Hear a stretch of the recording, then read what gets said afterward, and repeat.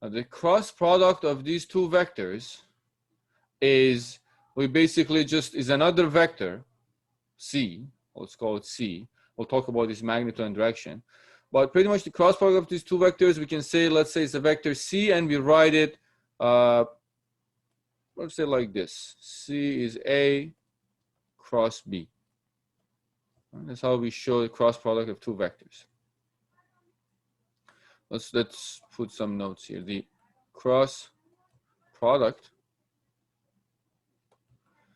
of two vectors, A and B. Let me just put it like this. A and B gives the vector C. Just some notes what this is. Now, since it's a vector, you've heard me saying this maybe more than 20 times so far within 2 weeks, that since it's a vector, it has a magnitude and it has a direction. So we care about the magnitude and direction. We have to find these two. So let's look at the magnitude first. Let's say that is not supposed to be that size. So the magnitude, did I fix it? I did not. Magnitude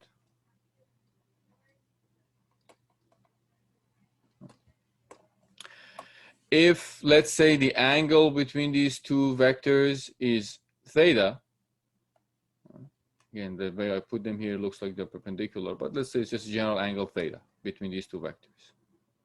So the magnitude of C would be just simply AB, the magnitude of A multiplied by magnitude of B, and sine theta, sine the angle between these two vectors. If we just connect them together, they start from the same point. Let's say this point. So that's the magnitude. The direction for this, now we'll go back to right-hand rule again. Whenever we're dealing with cross product, the best way to figure out what the direction is just to use the right-hand rule. Now, if we have let's say vector A and vector B, some angle between them. Let me bring a picture that actually helps a little more. If this is the angle, this is two vectors. Let's say I have vector A and vector B. So my four fingers are going to be along the first vector, A. The palm of my hand shows the direction of the second vector, facing the same direction as the second vector is pointing. So when I make a fist, right, start bending my fingers, four fingers, my thumb shows the direction of the cross product, or the result of the cross product of these two vectors. Let me put it in some words. So vector C's direction, let's put it this way, is perpendicular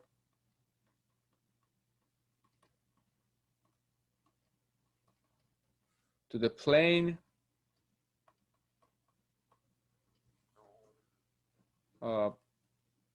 let's say containing vectors A and B, such that, let's put it this way, such that C is specified by right-hand rule.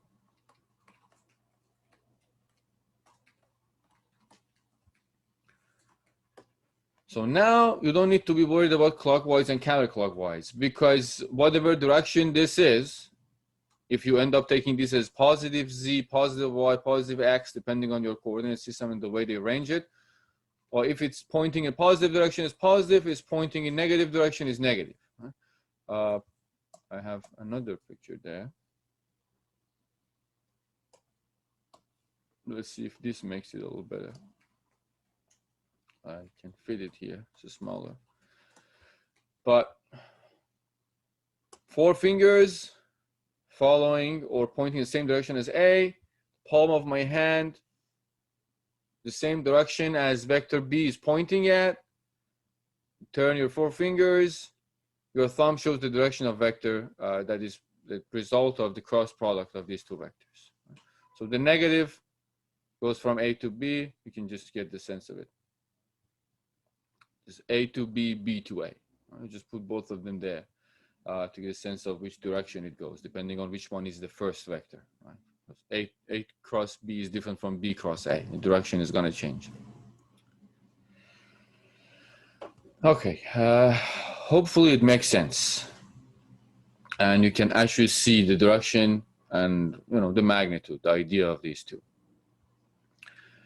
Now, what we are going to do is that, well, these are just the idea of what the cross product is. Well, now you should be able to actually calculate that. I still haven't told you how do we do it in a 3-dimensional space, right? As long as you have A and B, obviously you can find the magnitude, you know about the direction.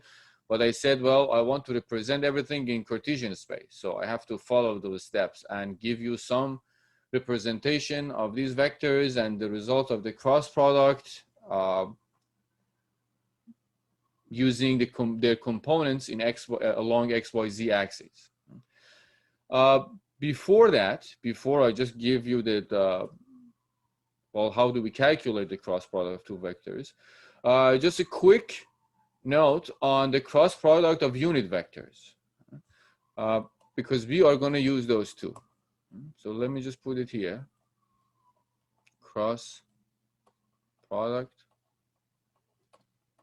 of unit vectors. We're going to use them, so it's better that we get comfortable with them. Now, what are unit vectors? What I'm trying to say is, well, we talked about unit vectors before, right? If this is the set of XYZ axes in Cartesian space, and let's say I have X here, Y there, and Z here, my unit vectors would be this would be, let me use a better color. This would be I. This is J. This is K. These are my unit vectors. I usually use hat on IJK. Now, we want to know the cross product of these 2. It's pretty straightforward, and it's very useful to know, because when we do the cross product, in so many cases, you end up having these combinations, cross product of these unit vectors. Now, let's start with I cross J. I cross J. So my 4 fingers across I, the palm of my hand is in the same direction as Y or J direction. So I, J, make it fist, my thumb shows K. So the cross product of I and J becomes K. How about the cross product of J and K? Can someone tell me what is the cross product of J and K? Would that be I? I. Would be I. All right. J, K would be I. So following the same process, you can get the rest of them. K cross product I. I just list them all here. Make sure that nobody is going to make mistakes about this. You do IK. How about I cross product K? Can someone tell me that? Negative J. So I'd be negative J, exactly. Negative J. J cross product I would be negative K. And then K cross product J will give you negative I. Right? Same story. Actually, it's a good point. So what is the cross product of I and I? 0. It's 0, right? Because the magnitude of these, let's say I and I, let's say I and J, right? The magnitude of that is, well, let me say, put magnitude would be I, magnitude of I, magnitude of J, sine, well, the angle between I and J is 90 degrees. Sorry, this one becomes 1. So let me just follow I and I.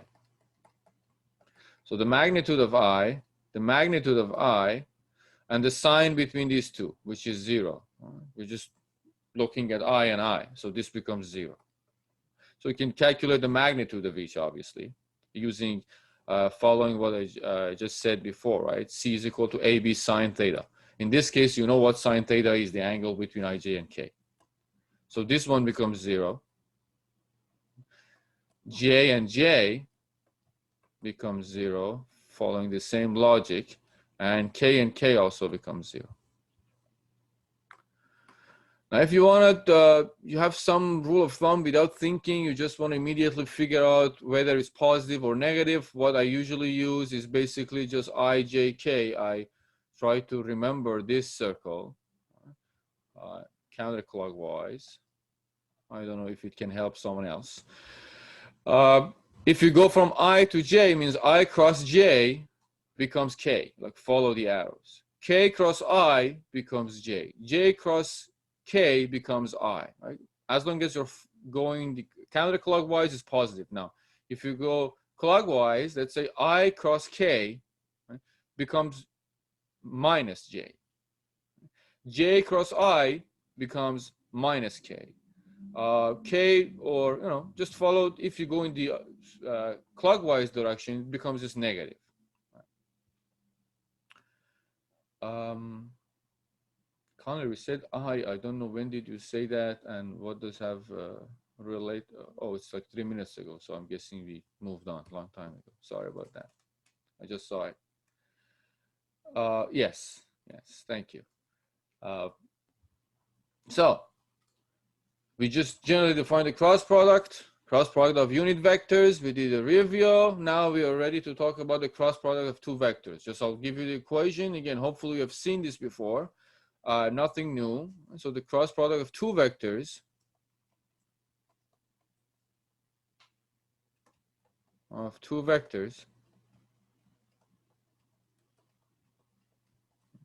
Now if I have vector A, now we are at the point that I can actually tell you what I wanted to tell you probably at the beginning, that, well, we want to represent everything in Cartesian space. So I have vector A as AX, I.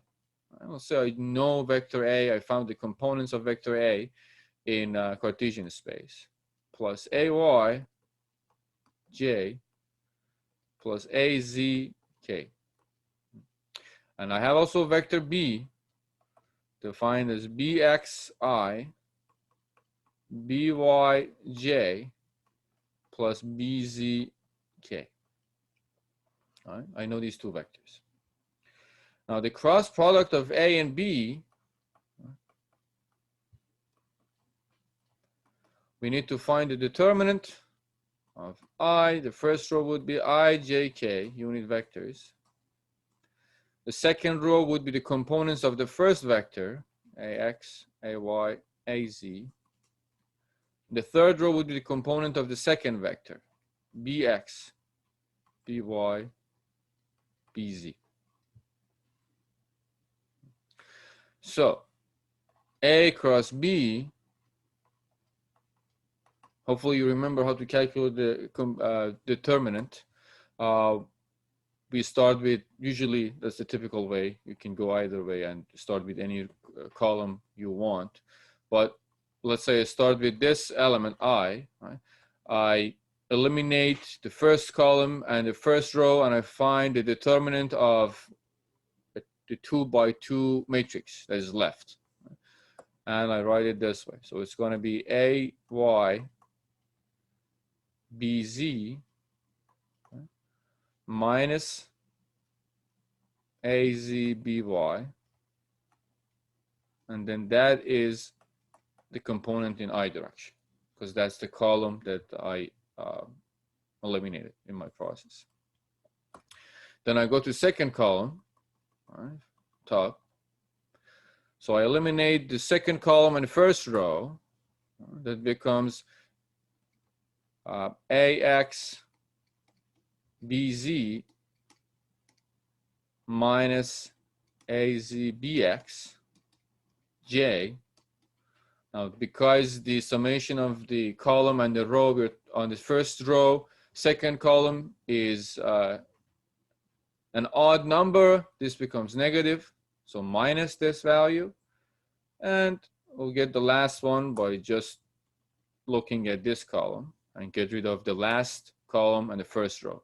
So this becomes AX BY minus AY BX. And that would be K. And this is positive. So this is what you need to know to find the cross product of two vectors. Right? Either this one, or if you can just start from the determinant and do the multiplication and find the components, go ahead, as long as you know the components in Cartesian space. Now we are ready to define the moment of a force as a vector. So if we have a force in some direction in three-dimensional space, right, as long as we can represent that, well, we can always represent a vector in three-dimensional space with its components in XYZ along XYZ axis. So if we have that force and we know the vector, the position vector showing a point on that force, right, it tells us how far that force is from the point that we want to find the moment about, right? We are good to go and we can calculate the moment. So moment, now I should define it. Moment, from what we just reviewed, moment of a force as a cross product.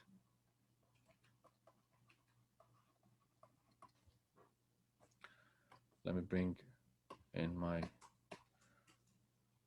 picture. So this hopefully helps. I have a force right there, somewhere in three-dimensional space. These are my axes, X, Y, and Z. Right? I want to find the moment of this force, F, about point O. And I know how far this force is from the point O. That distance is represented by position vector R. So MO, we can define it as R cross F. Both of them are vectors.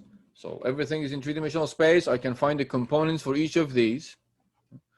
I can find, well, I, J, K are the just same row that we always use. First vector is R, so I care about Rx, Ry, Rz, components of R along each axis. And the second vector is F, Fx, Fy, Fz. So all I gotta do is just find this determinant, like calculate this cross product, the result of this cross product. Now, if you do that, as you see in this figure, this picture, that we can find the moment axis, right? Now the moment is a vector, which it should be, and we can find its direction because we're going to end up finding its components in this Cartesian space. Right? If you do this multiplication, you'll get MO as FZRY minus FYRZ in I direction. So the second one is negative, so FZRX minus FXRZJ, and I'll go for the last component, which is Fy Rz Rx, sorry, Fy Rx minus Fx Ry, and this is in k direction.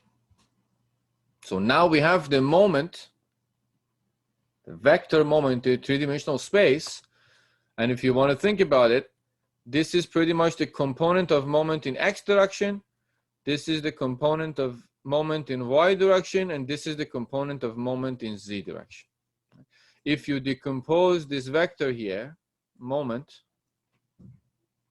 you get all these three components in Cartesian space, which can be calculated as long as you know the representation of vector r, the position vector, and f, which is the force vector. Let me just to make sure that everyone follows, put a small note here. Rx, Ry, and Rz are x, y, and z components. I don't show them on the figure because things get very crowded, of the position vector,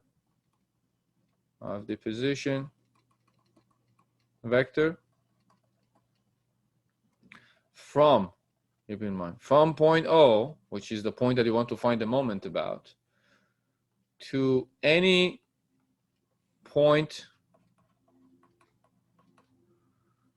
on the line of action of the force. Now, pay attention to this one. Right? I said any point on the line of action. So I specifically here, well, I used the first point, the beginning of the force vector. But I could use this as R vector. I could use this as R vector. I could use this as R vector. Does not matter. They all are correct. I can use any of these as long as the point that I'm finding the vector for it, position vector for it, is on the line of action of this force, we are good. In so many cases, you know, I usually just choose the beginning of the force vector or ending of the force vector, but after all, it doesn't matter what point along that line of action you choose. So keep that in mind. I try to stick to either the beginning or the ending of the force vector, but depending on what information you're given in the problem, any point on that force vector will do. And you can also put Fx, Fy, and Fz, or x, y, z components are, or just put are the components. You already know x, y, z components, obviously, components of the force vector.